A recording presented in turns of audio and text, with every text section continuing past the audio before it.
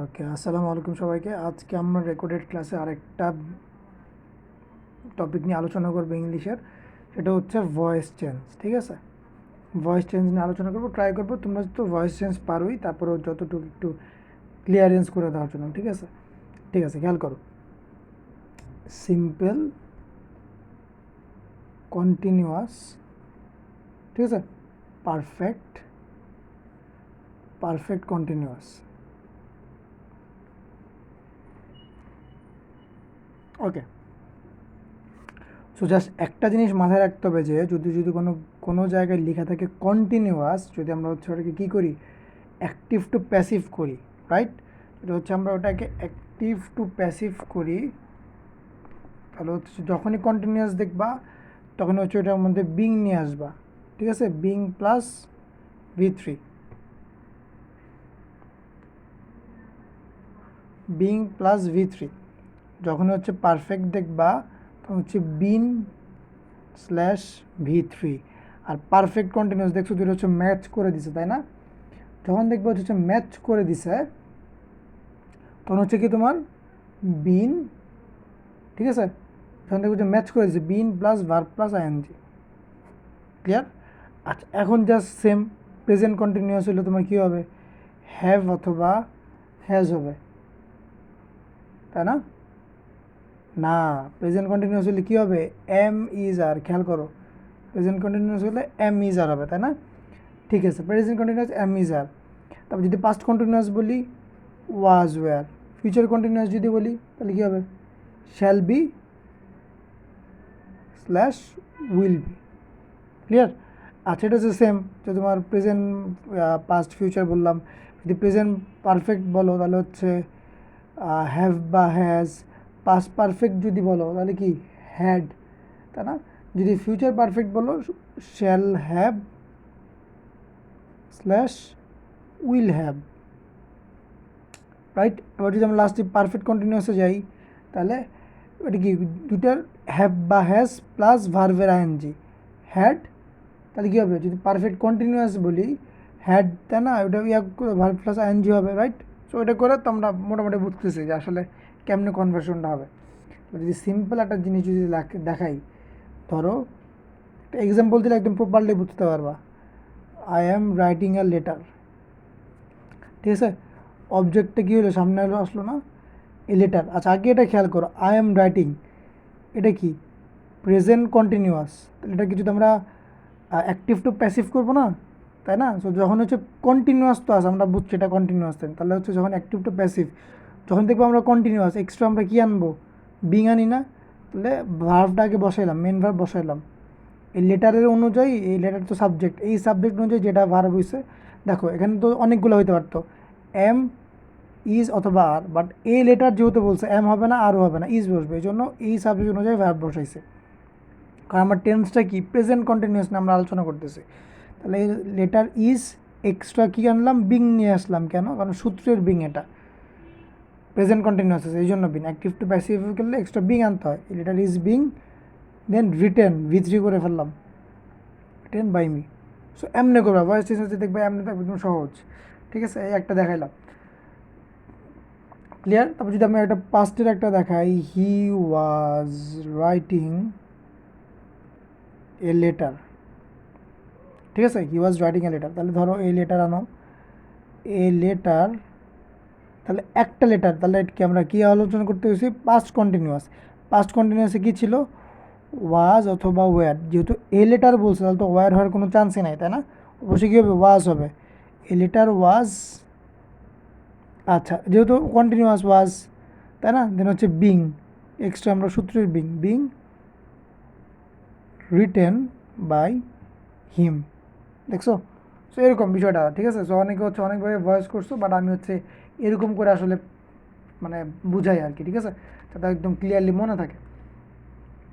আচ্ছা, এগুলো তো সিম্পল, প্রেজেন্ট পাস্ট ফিউচার, এটা তো পারা যাবে। তারপর যদি আমরা কিছু বলি যে modal verbs,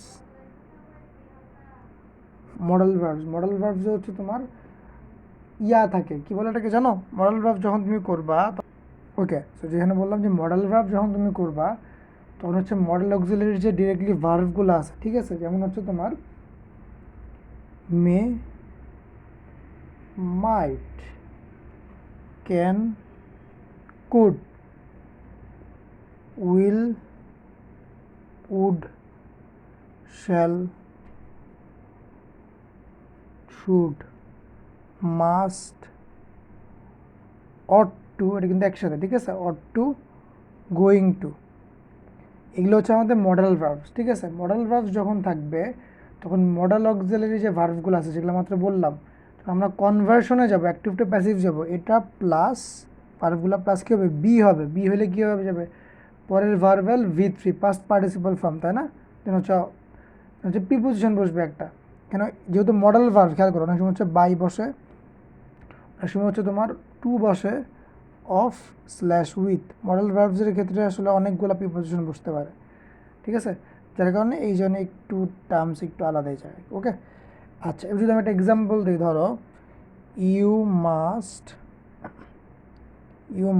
do the work, বুঝতে পারছো, you must do the work যদি বলা আছে তাহলে হচ্ছে অবশ্যই অবজেক্ট থেকে সাবজেক্টে যাও, দ্য ওয়ার্ক, কিন্তু ডিরেক্টলি মাস্ট বলা আছে, আমার মডাল অক্সিলারি ভার্ব বলা আছে, তাহলে দেখো মাস্ট কিন্তু আছে, তো ওয়ার্ক মাস্ট, তাহলে অ্যাক্টিভ টু প্যাসিভে সূত্রের বি নিয়ে আসলাম, মাস্ট বি V3 না, তাহলে do, did, done, must be done by you,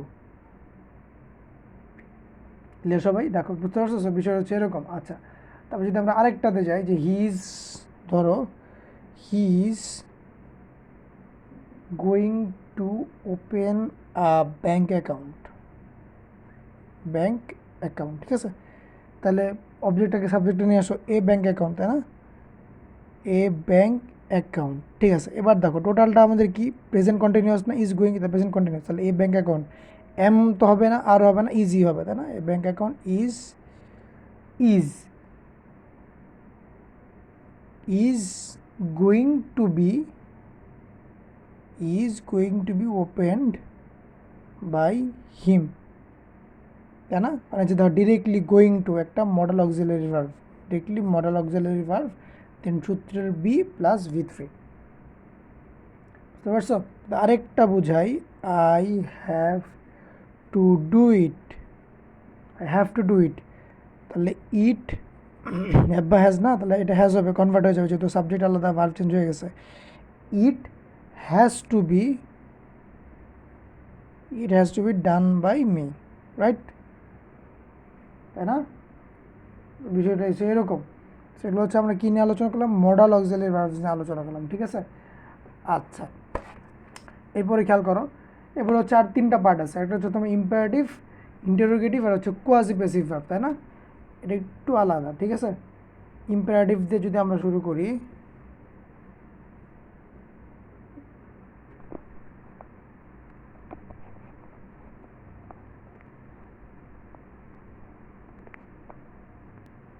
okay, so আমরা যদি ইম্পারেটিভ দিয়ে শুরু করি তাহলে হচ্ছে প্রথমে যেটা একদম ফেমাস যেটা হচ্ছে, ধরো একটা ইম্পারেটিভ সেন্টেন্স লেখো, ডো নট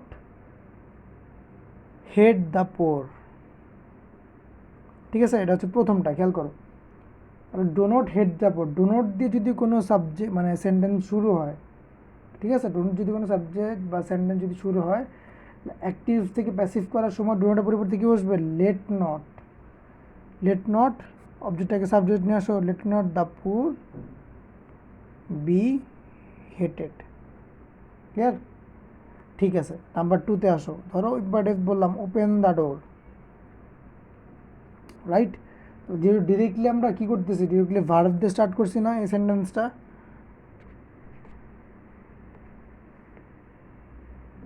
ডিরেক্টলি কী করছি, ডিরেক্টলি হচ্ছে তোমার ভার্ব দিয়ে সেন্টেন্সটা স্টার্ট করছি, তাই না, সো ফর দ্যাট রিজন যখন ভার্ব দিয়ে ডিরেক্টলি আমরা স্টার্ট হবে ইয়াটা, তাহলে লেট, তাই না, imperative sentence, let the door be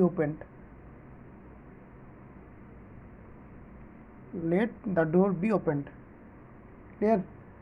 আচ্ছা, এবার ধরো আরেক 3 নাম্বারটা, এবার ধরো উল্টা দেওয়া আছে, let me write a letter, তোমার লেট দিয়েই শুরু করছে, ঠিক আছে, লেট দিয়ে মানে কি আমার ইম্পারেটিভ হচ্ছে আমার লেট আনতেই হবে, সো যখন ওরা লেট দিয়ে শুরু করে দিছে আমার কাজ একটা কমে গেছে, লেট দিয়ে শুরু করছে, আমিও লেট দিয়ে শুরু করবো, কারণ কি আমার ইম্পারেটিভ তো লেট লাগবেই, তাই না, লেটই হবে। এটা পরে অবজেক্টের পক্ষে সাবজেক্ট নাও, let a letter be written by me. Clear? Number 4 দেখ, নেভার টেল আ লাই। ঠিক আছে, নেভার টেল আ লাই। তাহলে never, though we have know that never is a negative word, for that reason we have to substitute the word by the word let not. Okay, let not object subject, a lie ever be told, right? Change করে দিছি আমরা, বিষয়টা হচ্ছে এরকম। ঠিক আছে, so imperative হচ্ছে এরকম। এবার যদি যাই ইন্টারোগেটিভে যাই, ইন্টারোগেটিভ ইন্টারোগেটিভ হচ্ছে আরও সহজ। ইন্টারোগেটিভ আমি একটা টার্ম বুঝাই দেবো, দেখবি ইন্টারোগেটিভে আজীবনের জন্য কোনো ঝামেলা পড়বি না। হি হ্যাজ ডান ইট। ঠিক আছে, কোশ্চেন মার্ক দিলাম, ধর কোশ্চেন মার্ক দিলাম, খেয়াল করিস, হি হ্যাজ ডান ইট। আচ্ছা, এটা তো ভুল হয়েছে তাই না, প্রথমে এটা ভুল তাই না, অবশ্যই কী হইতো, হ্যাজ হি ডান ইট, তাই না? ঠিক আছে, এবার ঠিক আছে, এটা has he done it interrogative দেওয়া আছে। তাহলে এটা অ্যাক্টিভ থেকে প্যাসিভে করলে আমরা প্রথমে কয়টা স্টেজে যাব। প্রথম স্টেজ, এটাকে হচ্ছে আমরা প্রথমে প্রেজেন্টে কনভার্ট করবো, হি হ্যাজ